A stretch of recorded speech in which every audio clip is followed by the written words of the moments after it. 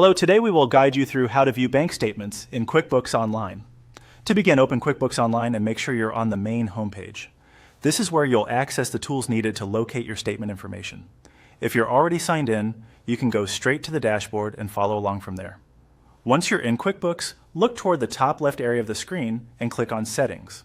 This is where QuickBooks keeps many of the account management and bookkeeping tools, including the reconciliation feature. If you don't immediately see it, take a moment to scan the top navigation carefully. After opening Settings, click on Reconcile. This option takes you to the area where QuickBooks helps you match your records against your bank statement.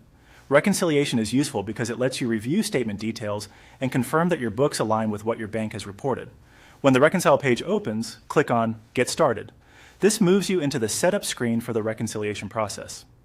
Even if your main goal is to view statement-related information, this is the path that brings you to the fields connected to your bank statement. Next, enter the statement ending balance. This is the final balance shown on your bank statement for the period you want to review.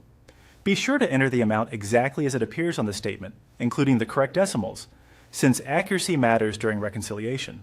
After that, enter the statement ending date. This should match the closing date printed on your bank statement. Using the correct date helps QuickBooks pull everything into the proper statement period and keeps your reconciliation organized. Once both the ending balance and ending date have been entered, click on Start Reconciling. This opens the reconciliation workspace where QuickBooks uses the statement information you provided to begin the review process. As you move through these screens, it's a good idea to double-check each entry before continuing. Small mistakes in the balance or date can make it harder to match transactions later. Taking an extra moment here can save time and confusion. That's all it takes to access the bank statement details through the reconciliation flow in QuickBooks Online.